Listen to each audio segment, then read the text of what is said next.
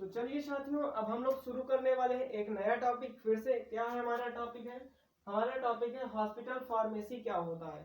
Hospital pharmacy के functions और उसका क्लासिफिकेशन। तो ये सारी चीजें हम इस पे डिस्कस करने वाले हैं। तो चलिए देखते हैं हॉस्पिटल फार्मेसी क्या होता है।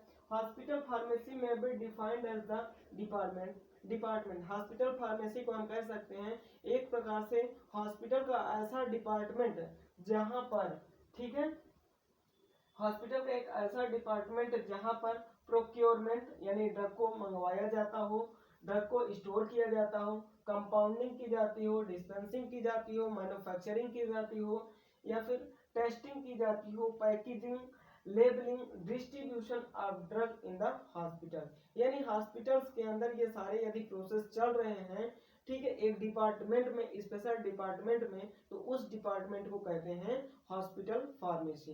इतनी बातें समझ में आ गई होंगी। अब हम बात करते हैं क्लासिफिकेशन ऑफ हॉस्पिटल फार्मेसी के बारे में। ध्यान से देखिएगा, ठीक है। तो क्लासिफिकेशन ऑफ हॉस्पिटल फार्मेसी चार तरीके की होते हैं। पहला है इनडोर फार्मेसी, दूसरा है outdoor pharmacy, retail pharmacy, wholesale pharmacy. Indoor pharmacy का मतलब क्या होता है? जो ऐसी फार्मेसी जो इन पेशेंट के लिए होती है वो इनडोर फार्मेसी होती है।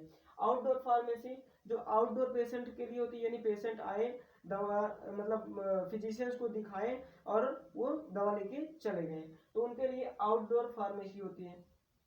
रिटेल फार्मेसी आपको देखने को आपको मार्केट में मिल जाएगी। होलसेल भी आपको मिल जाएगी, जहां से हम ढेर सारे मेडिसिन को क्या करते हैं, परचेज करते हैं एक बल्क फॉर्म में, ठीक है, उसको कहते हैं होलसेल फार्मेसी। अब यहाँ पर हम बात करते हैं इसके फंक्शंस के बारे में। तो फंक्शंस क्या होता है हॉस्पिटल फार्मेसी के, वो जान लेते हैं, ठीक है। आइए देखते हैं।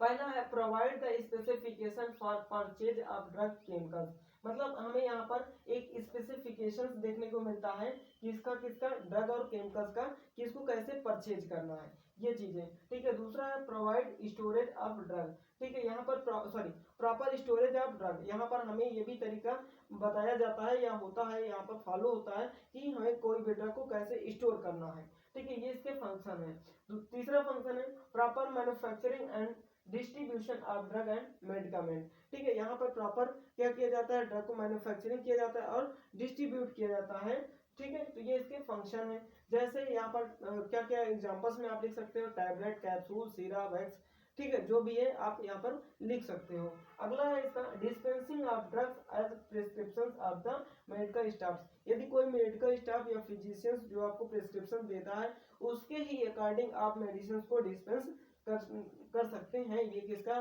फंक्शन है? हॉस्पिटल फार्मेसी का फंक्शन है, ठीक है। फिर अगला फंक्शन है मैनेज द स्टोरेज, ठीक है, मैनेज द स्टोर को मैनेज करना है। विच इंक्लूड, उसमें इंक्लूड क्या क्या करना है, जैसे जो हमारी ड्रग्स परचेज हो रही हैं, जिनका स्टोरेज कम हो रहा है, सॉरी जिनकी स्टॉक कम हो रहा है, उनको भी हमें क्या करना है, मेंटेन करना है। तो ये सारी चीजें, रिपोर्ट बनाना, डाटा तैयार करना, कौन कौन से नारकोटिक्स ड्रग हैं उनके बारे में, कौन से फर्स्ट एक्सपायरी फर्स्ट आउट, उस प्रकार के ड्रग सभी का क्या करना, डाटा तैयार करना, ये हमारा हॉस्पिटल फार्मेसी का फंक्शन होता है।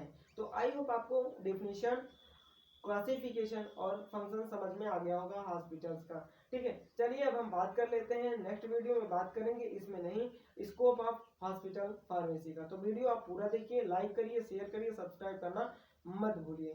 Thank you.